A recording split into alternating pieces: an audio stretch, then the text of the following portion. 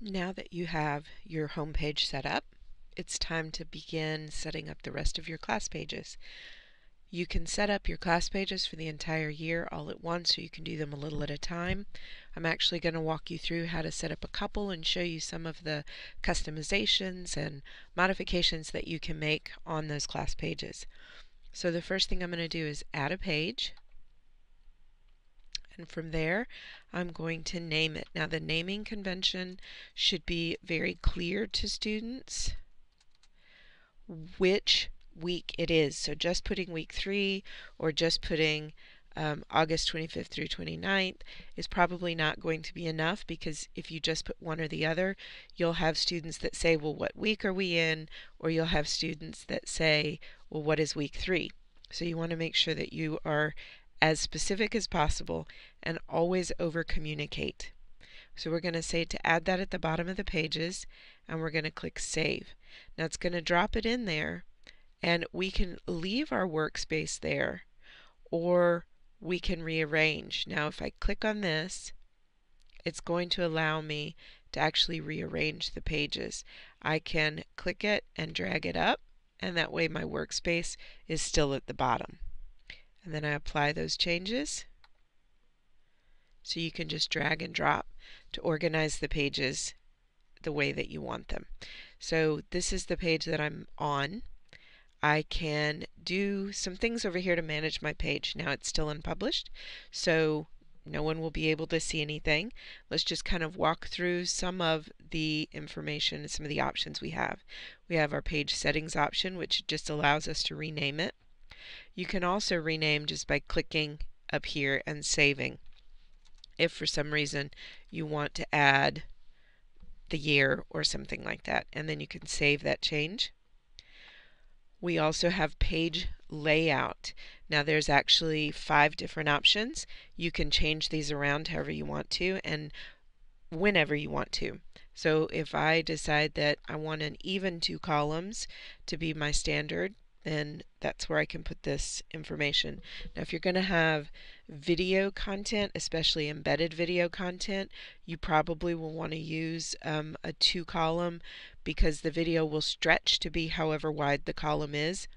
3 columns or a smaller column is usually kind of tiny for a video, and 1 column is huge. It will expand to be the whole thing and take up a lot of space. So 2 columns is usually pretty good if you're going to use video. Now let's add a content block. Over here we'll actually add content to the page. So you can do that from over here. You can move the page. This will allow you to rearrange or organize it, just like we did from the organize over here. You can share, but this is not something that you will be using unless you're sharing it with yourself to another classroom. Copy to ePortfolio. We'll be talking about ePortfolios later, so this is not something that you need to worry about right now, and you can delete it if you need to do that. So now let's add some content to this block and take a look at all of the different types of content blocks that you can put on a page. My recommendation would be to take that workspace area and play. Try some of these content blocks and see what it does, how it looks on the page, because you know that you're the only one that will be able to see it right away. So you can add files, you can add direct links, and over to the right you'll see that it kind of gives you a little brief preview of what that content block will look like. So images, you can actually create a variety of different slideshows. So if you have something that is very image intensive, then you can put that in there, and there's a variety of different ways to display it. Embed the web. So this one is a little bit more advanced, so this is probably not something you'll use right away, but you can kind of do embedded information in here from a variety of different areas, content, tools. Again, you can play with that. Just play with that on your workspace area, then there's no worries that students will see that. You can actually upload movie files. Now this is actually the file. So you can see that it's not playing in here. It will open in a new window and play from there. You can embed YouTube. This is a great way to be able to flip your classroom, to be able to provide supplemental content, so you can actually embed the YouTube video, and you'll see this done in our faculty classroom. You can embed audio files that will prevent students from downloading them. You can prevent them from downloading them. This is great if you're foreign language or you have a supplemental audio file. Noteflight is very specific to music instruction, and then a little mini site. You can actually kind of zip and upload a little site that you can navigate to open within Haiku. The calendar feature is actually something that we don't use as often because of the way that we do password restrictions on all of our assessments, but you can put in a mini calendar or upcoming activities if you want students to be able to see assignments and class dates if you have your calendar populated. We also have Connect and Assess, and through this type of content block you can post announcements. You will use this to post assessments on each of the weekly class pages. If you have an assessment due that week, you can post it directly in a content block.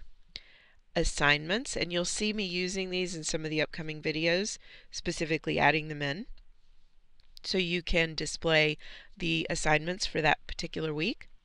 You can also post discussions to particular class pages, polls, and have students respond to and see the results for those polls.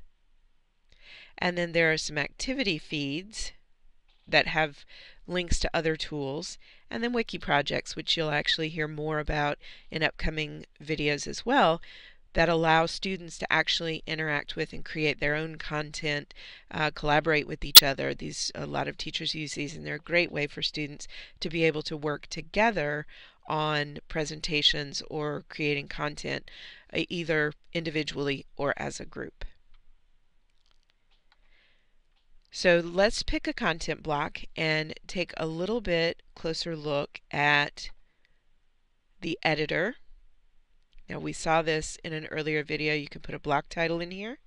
You can type your content in here, and then down here you'll see that you can pop this open and you can select where you want this particular block to be.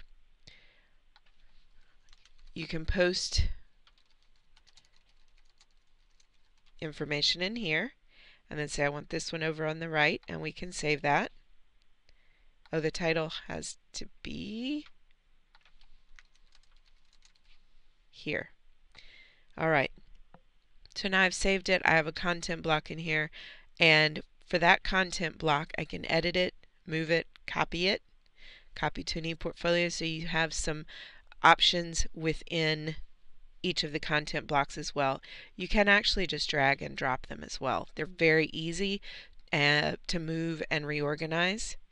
And then if I were to change my page layout, then the content block automatically resizes to fit whatever our page layout is.